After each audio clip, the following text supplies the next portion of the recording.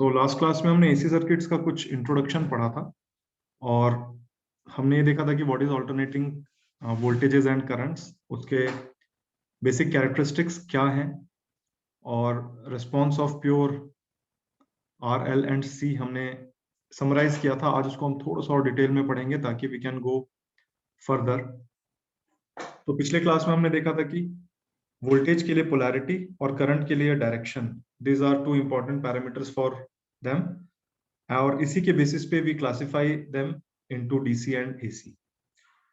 तो करंट में अगर डायरेक्शन पीरियोडिकली चेंज हो रही है तो हम कहते हैं कि वो एक ऑल्टरनेटिंग करंट है, एसी है। इसी तरह से अगर वोल्टेज में पोलैरिटी उसके पीरियोडिकली चेंज हो रही है तो हम कहते हैं कि that voltage is an alternating voltage. Now Instantaneous voltage. या आई कुड नॉट हियर, फिर से बोलिए।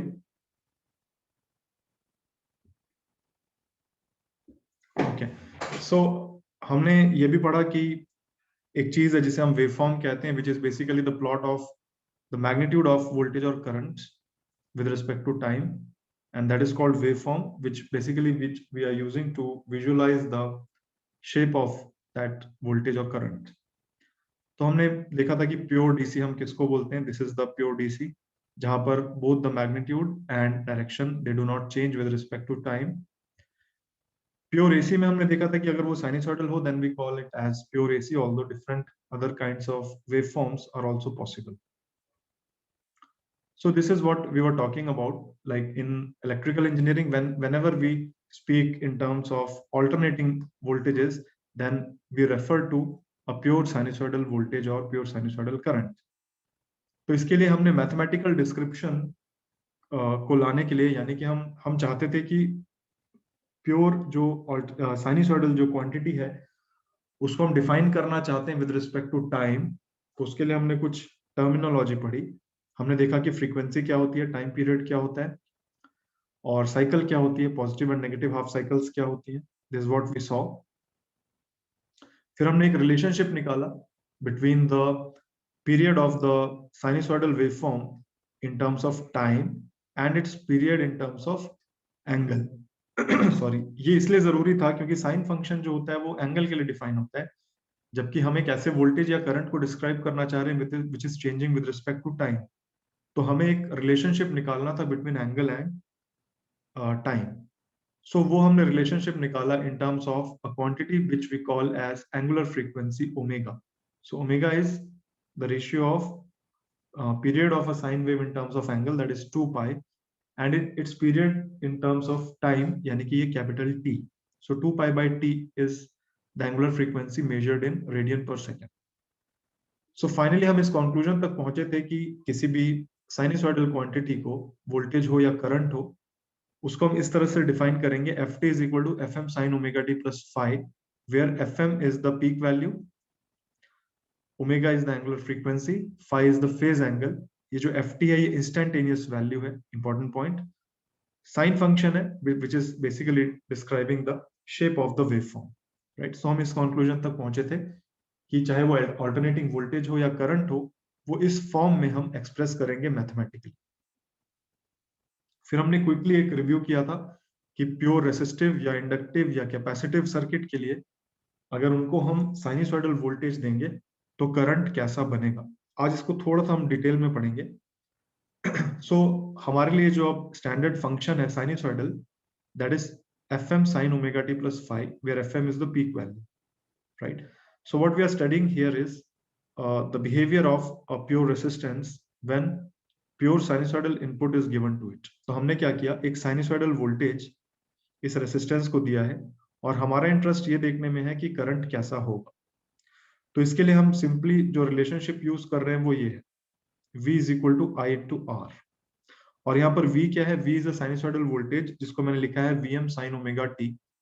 यहाँ पर इस फेज एंगल को मैंने 0 डिग्रीज एज्यूम किया, राइट. सो यहाँ पर जब आप करंट का एक्सप्रेशन देखोगे तो that will come out to be vt by r.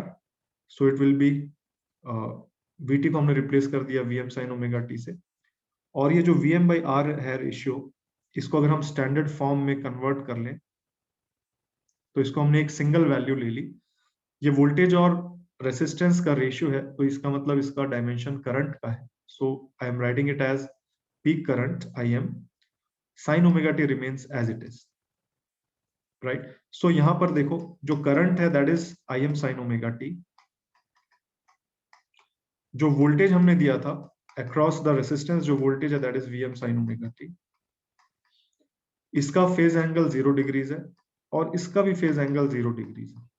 इसका मतलब ये हुआ कि voltage and current they are same phase में. Right, they are in phase. In phase का मतलब क्या हुआ?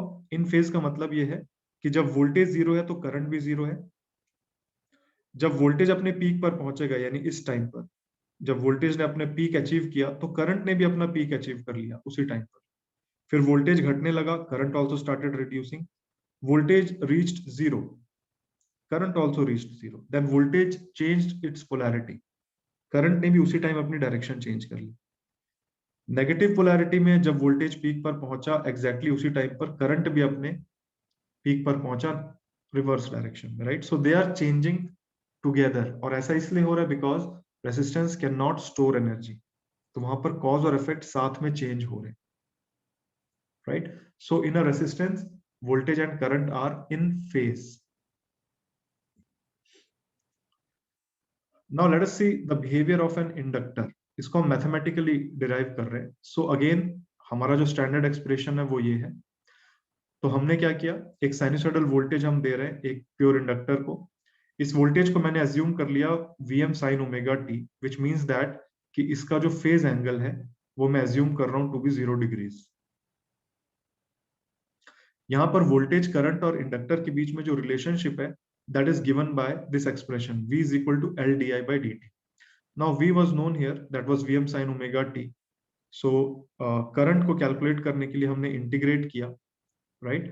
So this expression came out to be integration of sin of omega t, that will be minus cos of omega t. T का coefficient omega है, so that comes to the denominator.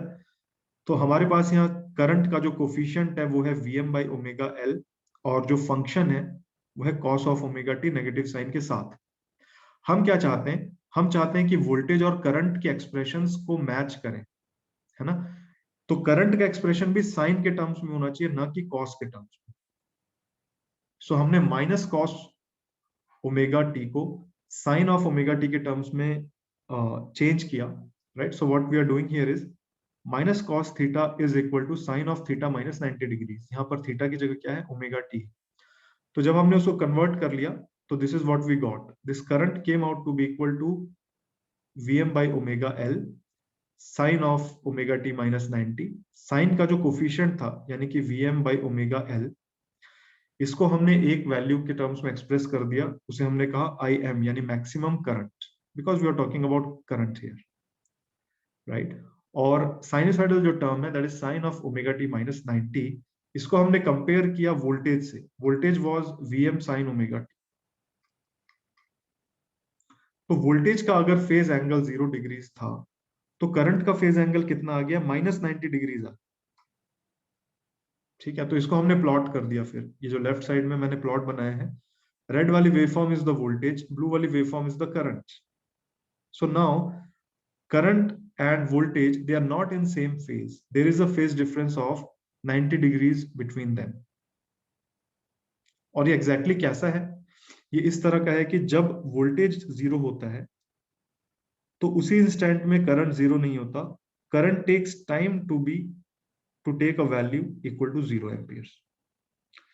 जिस instant पे voltage अपना peak achieve कर लेता है, current उस instant में अपना पीक अचीव नहीं करता, वो थोड़ी देर बाद पीक अचीव करता है. राइट. सो वोल्टेज में जो भी चेंज हो रहा है, करंट में उस तरह का चेंज थोड़ी देर बाद होता है. वो थोड़ी देर कितनी है? That is equivalent to 90 degrees, है ना. टाइम के रिस्पेक्ट में वट एवर द टाइम में बी, बट एंगल के रिस्पेक्ट में that is equivalent to 90 degrees. Right. और अगर आप इस रेफरेंस टाइम पे अगर मैं खड़ा हो जाऊं और मैं यहां से चलना स्टार्ट करूं तो मैं ये देखूंगा कि वोल्टेज अपने पीक पर पहले आ रहा है और करंट अपने पीक पर थोड़ी देर बाद आ रहा है. ठीक है. जब हम इसको ऑब्जर्व कर रहे हैं तो हम देख रहे हैं कि पहले वोल्टेज अपना पीक अचीव कर लेता है सॉरी, और करंट उसके थोड़ी देर बाद पीक को अचीव करता है, इसलिए हम कहते हैं कि current lags behind the voltage. For a pure inductor, current lags behind the voltage by an angle of 90 degrees. Right? Extremely important relationship. एक और चीज यहां पर इंपॉर्टेंट है, सॉरी, यहां पर देखो हमने करंट जो लिखा that was Vm by omega L sin omega t minus 90 degrees, और ये वाला जो इसका कोफिशिएंट था उसको हमने कहा maximum current, peak value of the current. Now you see current has the dimension of the unit of amperes. Vm voltage है, उसका यूनिट वोल्ट्स है. ओमेगा एल जो है whatever may be the units u, तो हम देखेंगे u will have resistance R ohms. तो that is the ratio of this voltage and current. इसका मतलब इसका जो यूनिट होना चाहिए वो क्या होना चाहिए, ओम्स होना चाहिए, रेसिस्टेंस, राइट. लेकिन वो एग्जैक्टली उसको हम रेसिस्टेंस नहीं कहते हैं, क्योंकि रेसिस्टेंस जो टर्म है वो हमने किसी और चीज के लिए रखा हुआ है. इस now this is also some kind of opposition, ये भी एक तरह का ऑपोजिशन है, Inductive reactance. Right. This opposition is this is the opposition to flow of sinusoidal current through this inductor. तो इस ऑपोजिशन को हम कहते हैं रिएक्टेंस, और क्योंकि ये opposition is being shown by an inductor, तो हम इसको कहते हैं इंडक्टिव रिएक्टेंस. ये वाला जो टर्म है omega L, this has got the units of ohms, यानी it is a some kind of opposition. This opposition is known as reactance, और क्योंकि ये इंडक्टर शो कर रहा है इस ऑपोजिशन को, तो हम कहते हैं इंडक्टिव रिएक्टेंस. रिएक्टेंस को हम कैपिटल एक्स से शो करते हैं. So this is equal to omega L, and क्योंकि इंडक्टिव रिएक्टेंस है तो हम इसको एक्सएल लिखते हैं, राइट. सो बहुत इंपॉर्टेंट है यहां पर ये देखना कि XL is equal to 2 pi F into L, where F is the frequency of the current which you are trying to push into the inductor. जिस करंट को आप इस इंडक्टर से फ्लो कराना चाहते हो उस करंट की फ्रीक्वेंसी है f. तो ये इंडक्टर कितना ऑपोजिशन ऑफर करेगा, जितनी ज्यादा फ्रीक्वेंसी हो. अब ज्यादा फ्रीक्वेंसी का करंट लोगे तो ये इंडक्टर उसको उतना ज्यादा अपोज करेगा, ठीक है. So this is inductive reactance, that is equal to omega L. Important expression है ये. सिमिलरली कैपेसिटर का जो केस है, हमने यहाँ पर क्या किया, एक साइनसॉइडल वोल्टेज दे दिया कैपेसिटर को, और हमारा इंटरेस्ट है इसके करंट को देखना, ठीक है. तो वोल्टेज को मैंने इस स्टैंडर्ड फॉर्म को यूज करते हुए वोल्टेज को मैंने एक्सप्रेस किया Vm sin ओमेगा टी, यानी कि मैंने यहाँ पर भी जो रेफरेंस है वो वोल्टेज को लिया है. इसका मतलब उसका जो फेज एंगल है वो मैंने 0 एज्यूम कर लिया.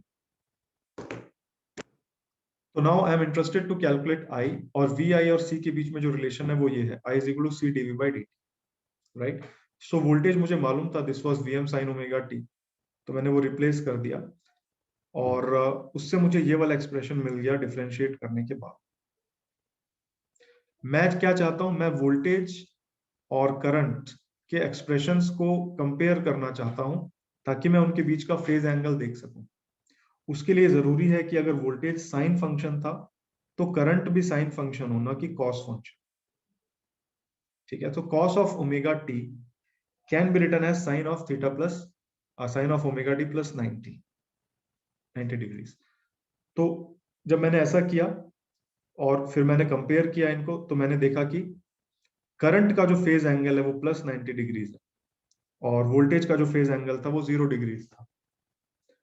तो इसके हिसाब से जब मैं इनको प्लॉट करूंगा तो वोल्टेज को मैंने 0 डिग्री से चालू किया. सो this is the red wave form जो वोल्टेज है.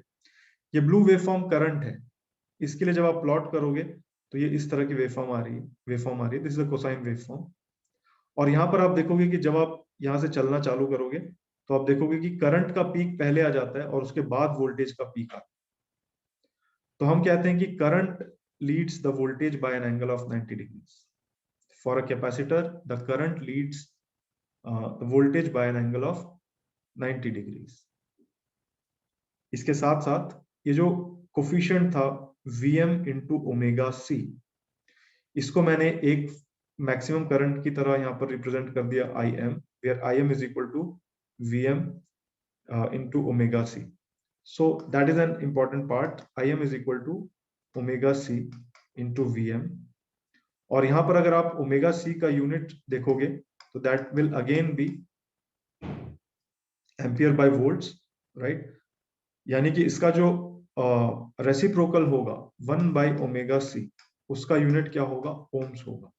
सो 1 by omega C also represents a kind of opposition which is offered by capacitance to the flow of sinusoidal current through it,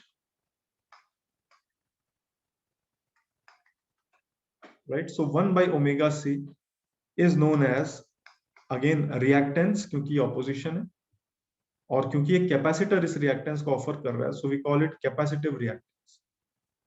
omega once again omega is 2 pi f. तो यहां पर हम देखते हैं कि जो ऑपोजिशन कैपेसिटर ऑफर कर रहा है that is actually dependent on the frequency of the current जो आप उसके थ्रू फ्लो कराना चाहते हो।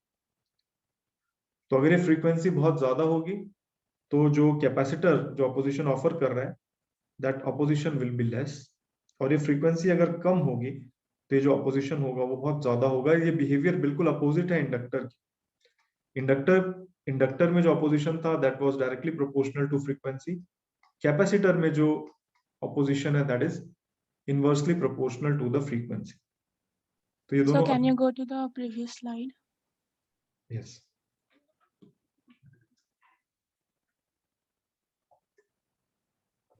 Thank you, sir.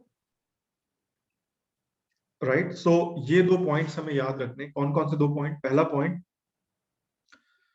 For a resistance voltage and current are in same phase. For an inductor, pure inductor, current lags behind the voltage by an angle of 90 degrees. For a capacitor, current leads the voltage by an angle of 90 degrees. ये first point है। Second point क्या है?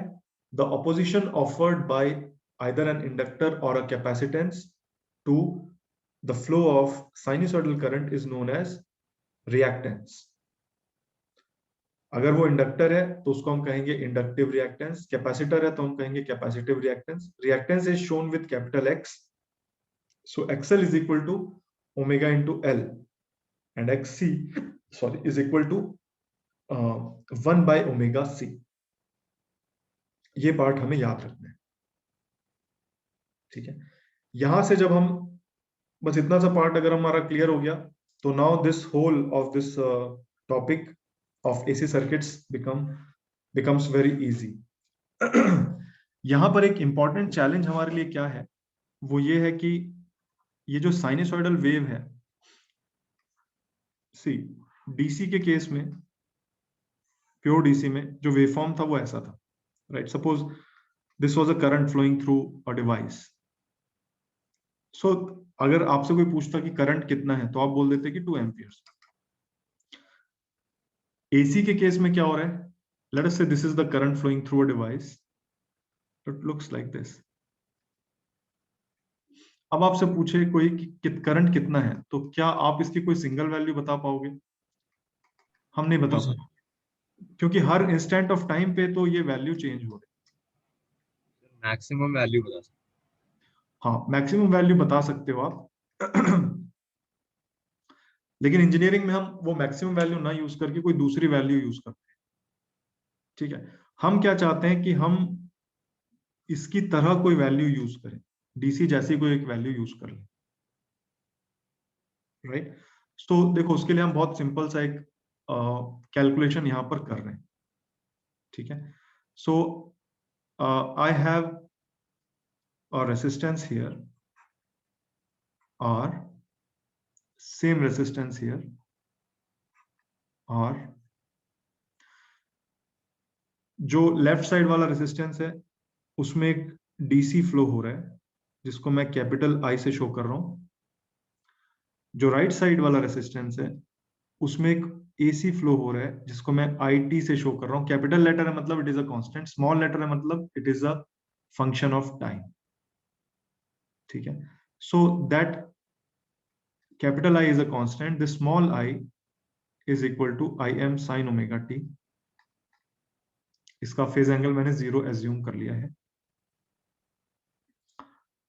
Omega जो है that is equal to 2 pi by capital T, और T is the time period, यानी कि यहां पर जो करंट फ्लो हो रहा है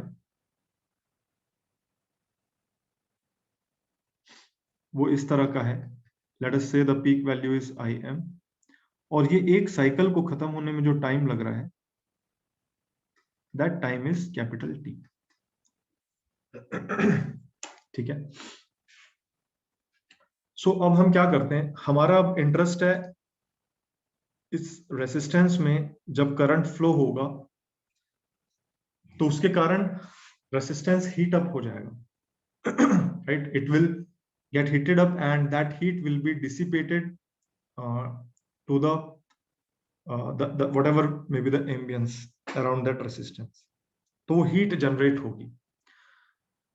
देखो यहां पर जो हीट जनरेट हो रही है, ये मैं इनको अलग अलग कर दे रहा हूं, ये एक डीसी साइड है और ये एक एसी साइड है। रेसिस्टेंस सेम है लेकिन, तो अगर डीसी साइड देखें तो जो पावर हम इस रेसिस्टेंस को ट्रांसफर कर रहे हैं वो कितना है, आई स्क्वायर आर है। एसी साइड में देखें तो जो पावर हम इस रेसिस्टेंस को ट्रांसफर कर रहे हैं वो इंस्टेंटेनियस वैल्यू है आई स्क्वायर इंटू आर, बट ये टाइम का फंक्शन है। यहां पर एक कांस्टेंट है, यहां पर ये टाइम का फंक्शन। अगर आप पावर को टाइम से मल्टीप्लाई कर दोगे तो आपको एनर्जी पता लग जाएगी कि कितनी एनर्जी उस रेसिस्टेंस में आपने ट्रांसफर की। राइट, तो मैंने क्या किया, ये कैपिटल आई जो करंट है और जो स्मॉल आई करंट है उसको मैंने फ्लो कराया इतने टाइम के लिए, यानी इसकी मैंने बस एक साइकिल फ्लो कराई। तो कितनी देर के लिए फ्लो कराया, इसका मतलब कैपिटल टाइम टी के लिए। तो उतनी देर के लिए अगर आप फ्लो कराओगे तो यहां पर जो एनर्जी इस रेसिस्टेंस में जाएगी वो क्या होगा, पावर इंटू टाइम, यानी कि I square R into capital T. वही एनर्जी अगर आप यहां देखना चाहो तो थोड़ी सी एक प्रॉब्लम है। प्रॉब्लम यह है कि पावर इंटू टाइम हम कर तो लेंगे, लेकिन जो पावर है वो फंक्शन ऑफ टाइम है। इसका मतलब क्या होगा, एनर्जी का आप छोटा सा पार्ट लो यानी dt, फिर उसको जितनी देर के लिए वो एनर्जी वो करंट फ्लो हो रहा है उससे इंटीग्रेट कर, है ना। इसी तरह से हम करेंगे because p is a function of time. तो ये एनर्जी यहां पर हो गई। So this will be equal to 0 to t, p जो था that was I square R dt। ठीक है, यहां तक कोई डाउट किसी को? हमने सेम रेसिस्टेंस लिया, एक तरफ डीसी फ्लो कराया एक तरफ एसी फ्लो कराया। कितनी देर के लिए फ्लो कराया, same time which is equal to the time period of this AC waveform. फिर हमने क्या किया, दोनों साइड में एनर्जी कैलकुलेट करी। डीसी साइड में जो एनर्जी है that is I square R into T, directly calculate हो जाती। एसी साइड में क्या था, क्योंकि वो टाइम के साथ चेंज हो रहा है पावर, तो हमने क्या किया, एक स्मॉल उसका एलिमेंट लिया यानी कि I square R into D T, और फिर उसको इंटीग्रेट कर दिया विद रिस्पेक्ट टू टाइम, और जो लिमिट्स वो है वो लगा दिए पूरे एक साइकिल के, यानी 0 से लेकर कैपिटल टी तक।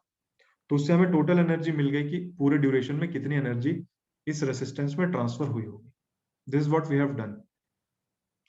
इसमें कोई डाउट हो तो प्लीज आस्क, फिर हम इसको आगे बढ़ाते हैं। ठीक है, so now there are no doubts, so let us go into some maths here. देखो ये वाला जो एसी फ्लो हो रहा है और ये वाला जो डीसी फ्लो हो रहा है, हम कहेंगे कि ये जो डीसी वैल्यू है ये इस एसी साइड की आरएमएस वैल्यू है। कब? जब ये दोनों एनर्जीज इक्वल हो जाएंगे। ये डीसी साइड वाली वैल्यू एसी साइड वाले फंक्शन की आरएमएस वैल्यू है। कब? जब सेम टाइम के लिए इन दोनों करंट्स को फ्लो हम कराएं तो सेम एनर्जी डिसिपेट हो। ये आरएमएस क्या चीज है? देखो, लेफ्ट साइड में जो क्वांटिटी था that was I square R T. Right side में जो क्वांटिटी है that is integration from 0 to capital T I square R D T. Right, मैंने कहा कि ये दोनों एनर्जी इक्वल है तो मैंने इनको इक्वेट कर दिया। So now I square R T, यहां पर r is a constant so r comes out, r get cancelled. मेरा इंटरेस्ट, वैल्यू डाल देंगे। हाँ जी, मेरा इंटरेस्ट कैपिटल I में है। So I square is equal to 1 by T integration 0 to capital T I square T D T.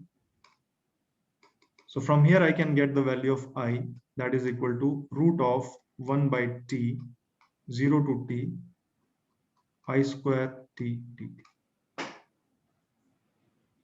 इस तरह से मैं कैपिटल I पता कर सकता हूं कि कितना वैल्यू होनी चाहिए कैपिटल I की, ताकि amount of energy transfer exactly same हो जैसा कि वो ऑल्टरनेटिंग करंट के कारण हो रहा है।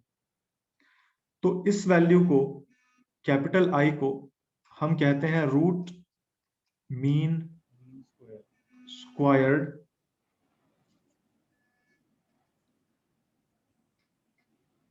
Value of small I T.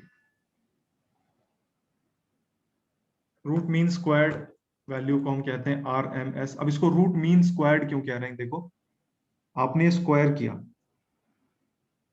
उसके बाद आपने क्या किया? इंटीग्रेट। इंटीग्रेट मतलब ऐड करना। तो आप स्क्वायर करते गए, फिर उनको आपने ऐड कर दिया, ऐड करके उतने ही नंबर ऑफ टर्म से डिवाइड कर दिया है। राइट, तो आपने क्या कर दिया? स्क्वायर करके मीन निकाल दिया। एक्चुअली मीन स्क्वायर्ड हो गया और फिर उसका स्क्वायर रूट ले लिया, root. So this is why we call it RMS value. So ये हमारे लिए एक्सट्रीमली इंपॉर्टेंट है। RMS वैल्यू कन्वेज की उसकी पावर ट्रांसफर कैपेसिटी कितनी है। ये जो आप, ये वाला जो वेवफॉर्म है, इसकी पावर ट्रांसफर कैपेबिलिटी का एक आइडिया हमें लग जाता है कि हाँ, इस डीसी के बराबर की है वो पावर ट्रांसफर कैपेबिलिटी। ये एक जनरल डेफिनेशन है, लेकिन अगर हमारे पास कोई भी पीरियोडिक फंक्शन है, कोई भी पीरियोडिक फंक्शन है, जरूरी नहीं कि साइनसॉइडल हो, any periodic function f of t plus capital T is equal to ft है, तो इसकी जो RMS वैल्यू होगी इस पीरियोडिक फंक्शन की, उसको हम नॉर्मली लिखते हैं capital F, and that is equal to square of this function, उसका इंटीग्रेशन। इंटीग्रेशन के लिए लिमिट एक पूरा टाइम पीरियड यानी 0 टू t, फिर उसको टाइम पीरियड से डिवाइड करके रूट निकाल दिया। इस तरह से हम RMS वैल्यू किसी भी पीरियोडिक फंक्शन का डिफाइन करते हैं। If this periodic function happens to be a sinusoidal function, यानी कि ft is equal to fm sin omega t plus phi है, तो आप ये देखोगे कि इसकी जो RMS वैल्यू आएगी वो आएगी maximum value by root 2। This is applicable only for a sinusoidal function. और क्योंकि हम यहाँ पर एसी सर्किट्स में इसी से डील कर रहे होंगे, तो हमारे लिए RMS वैल्यू है that is equal to peak value by root. या प्रूव कर इंटीग्रेट करके यही आ रहा है। फिर से बोलो, आपकी आवाज ना साफ नहीं आ रही। वहां पे आपने एक्सप्रेशन लिखा था, मैंने उसको इंटीग्रेट किया तो यही आ रहा है IM by root 2। Good good, हाँ, उसको आप इंटीग्रेट करोगे तो this is what you will get. ठीक है, so I leave it up to you. Exam में ऐसा क्वेश्चन आ सकता है, calculate the RMS value of a sinusoidal function, तो आपको डिराइव करना पड़ेगा। राइट, आप ये फॉर्मूला यूज करोगे, फंक्शन की जगह साइन फंक्शन लिखोगे और आप देखोगे कि RMS value will come out to be equal to maximum value by root 2। ठीक है, ये हमें याद रखना है, बहुत इंपॉर्टेंट है ये। तो अभी तक देखो हमें क्या क्या चीजें याद रखनी थी। रेसिस्टेंस के लिए V and I are in same phase। Inductor के लिए I lags behind V। Capacitor के लिए I लीड्स V। अगर ये प्योर है तो ये एंगल कितने हैं, 90 डिग्रीज है। ठीक, ये तीन चीजें हमने याद कर ली हैं। उसके बाद opposition offered by an inductor to flow of sinusoidal current is called inductive reactance, that is equal to omega L. Opposition offered by a capacitance to the flow of sinusoidal current through it is called capacitive reactance, that is equal to 1 by omega C. ठीक है, opposition offered by resistance remains R, that does not change, right? और हमने क्या याद किया, और अभी हमने पढ़ा कि अगर कोई भी साइनसॉइडल फंक्शन है ft is equal to fm sin omega t plus phi,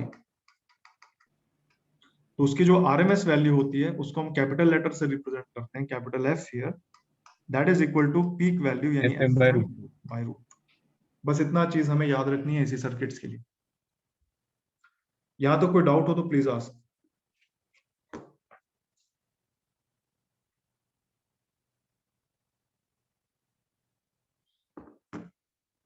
ठीक है, आज के लिए लास्ट टॉपिक है, सबसे इंपॉर्टेंट टॉपिक है लेकिन ये, क्योंकि इसी के बेसिस पर हम सर्किट एनालिसिस करेंगे,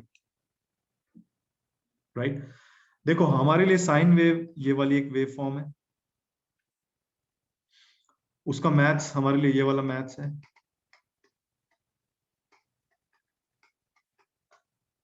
और ये दोनों टफ है। दोनों टफ क्यों है? अगर मैं आपसे कहूं कि एक करंट है मेरे पास I1 which is equal to 10 sin 100 pi t plus 30 degrees amperes, और एक दूसरा करंट है लेट अस से 5 sin 100 pi t minus 60 degrees amperes, तो मैं आपसे कह रहा हूं कि एक तीसरा करंट निकालो which is equal to sum of these two currents. ये बहुत टफ है करना। अगर मान लो आप ग्राफिकली भी करो, पहले वाले करंट को आप ड्रॉ करो, फिर आप दूसरे वाले करंट को ड्रॉ करो, इस तरह से बनेगा कुछ, और फिर इन दोनों को ऐड करते जाओ तो आपको कोई नया करंट बनेगा। बहुत कठिन प्रोसेस है। अगर आप इनको ट्रिग्नोमेट्रिकली सॉल्व करो, sine of a plus B, sine of a minus B, इनको खोल दो, फिर फाइनली जो रिजल्ट आएगा उसको स्टैंडर्ड फॉर्म में लेकर आओ, यानी आई M sine omega T plus 5 वाले फॉर्म में। ये भी टफ प्रोसेस है, right? So operation on sinusoidal quantities, voltages and currents, operation on sinusoidal quantities is difficult, right? वो हमारे लिए लंबी प्रोसेस है, cumbersome प्रोसेस। इसलिए हम क्या करते हैं, इसके लिए एक सिंपल प्रोसेस अडॉप्ट करते हैं, और उसके लिए हम क्या करते हैं, ये जो साइनसॉइडल क्वांटिटीज है इनको हम रिप्रेजेंट करते हैं एक फॉर्म में जिसे हम कहते हैं फेजर। साइनसॉइडल क्वांटिटीज को हम एक फॉर्म में रिप्रेजेंट करते हैं जिसे हम कहते हैं फेजर। इसकी हेल्प से क्या है, ऑपरेशंस जो होते हैं वो बड़े आसान हो जाते हैं। कैसे आसान हो जाते हैं? देखो हमारे पास एक लाइन सेगमेंट है,